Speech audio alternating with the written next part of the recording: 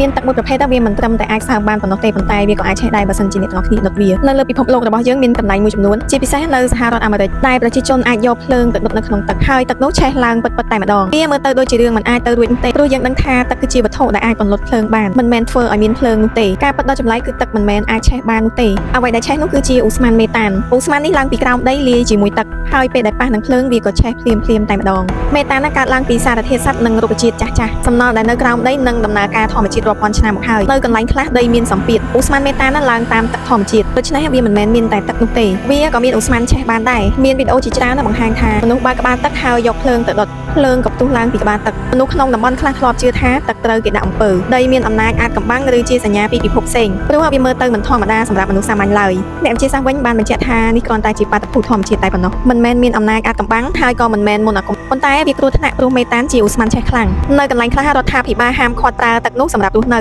អ្វីដែលយើងគិតថាសុវត្ថិភាពវាអាចនឹងគ្រោះថ្នាក់បានទឹកដែលយើងប្រើរាល់ថ្ងៃអាចដុតឆេះជាភ្លើងធម្មជាតិមានអ្វីដែលចម្លែកជាងអ្វីដែលយើងទាំងអស់គ្នាគិតតែអ្នកទាំងអស់គ្នាធ្លាប់ឃើញបាតុភូតបែបនេះដែរឬទេសូមខមមិនខាងក្រោមវីដេអូនេះសូមកុំភ្លេចជួយ follow និង subscribe បើសិនជាអ្នកទាំងអស់គ្នាចង់ដឹងរឿងរ៉ាវជុំវិញពិភពលោក